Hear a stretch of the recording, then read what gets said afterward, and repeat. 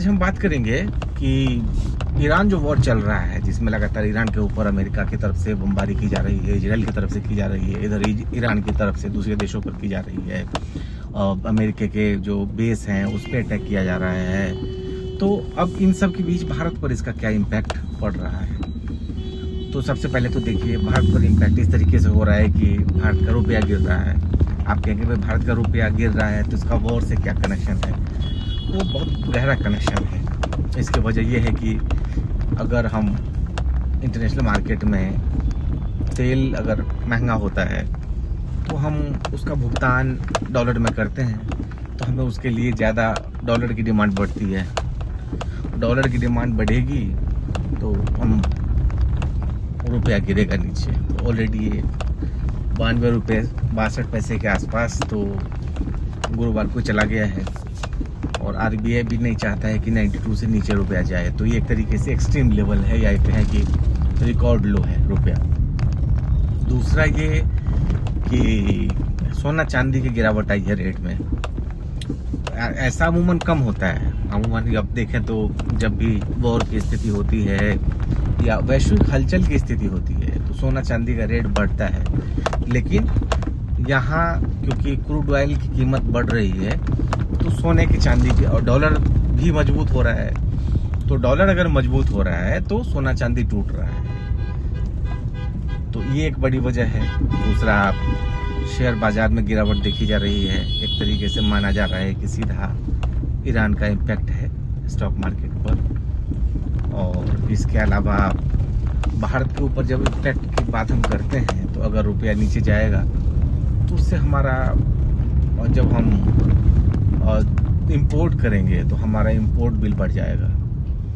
Import bill अगर बढ़ता है तो ज़्यादा पैसे चुकाने पड़ेंगे, तो हमारा जो राजकोषीय घाटा है वो बढ़ जाएगा। और ऐसी सूरत में राजकोषीय घाटा अगर बढ़ेगा तो हमारा जो बैलेंस है, फाइनेंशियल बैलेंस, वो बिगड़ेगा। दूसरा, अब अगर देखें तो वॉर किसी भी लिहाज से अच्छा नहीं माना जाता है, और अगर भारत या ये हो रहा है तो ये वॉर इसलिए भी भारत के लिए नुकसानदेह है क्योंकि एक बड़ा हिस्सा मिडिल ईस्ट का जो तेल है वो यहीं से आता है, चाहे वो ईरान है या फिर और यूएई है, एक बहरीन, कतर है, मतलब एक अलग अलग जो मिडिल ईस्ट के देश हैं वहाँ से ऑयल का एक बड़ा हिस्सा सप्लाई होता है। और ऐसे में अगर वहाँ पर तेल की सप्लाई रुकेगी तो एक अपने आप में वो बड़े क्राइसिस की स्थिति सामने हो सकती है। तो ये एक बात है। दूसरा ये कि जब आप देखेंगे कि तेल का संकट तो पैदा हो सकता है, और ऑब्वियसली अगर यहाँ देखें एलपीजी का क्राइसिस शुरू हो गया, सरकार को खुद सामने आना पड़ा है क्योंकि कॉमर्शियल सिलेंडर की सप्लाई इन्होंने रोक दी थी, कम कर दी थी। इसका नतीजा ये हुआ कि स्ट्रीट फूड से लेकर और तमाम होटल, रेस्टोरेंट सारे बंद होने लगे, क्योंकि उन लोगों का ये नहीं है कि आप महीने में इकट्ठे एक साथ आप सिलेंडर आप ले लें, जारी करवा लें। उनको डेली चाहिए होता है, डेली।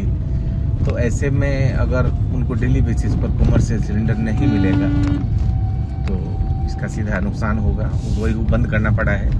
मुंबई में 30% के आसपास रेस्टोरेंट्स, होटल्स बंद हो गए। बाकी जगहों पर भी लगभग इसी तरह की स्थिति है देश भर में। तो अब ये इम्पैक्ट तो इंडिया के ऊपर देखा जा रहा है। उधर अब एक तरफ जहां अमेरिकी राष्ट्रपति डोनाल्ड ट्रंप कह रहे हैं कि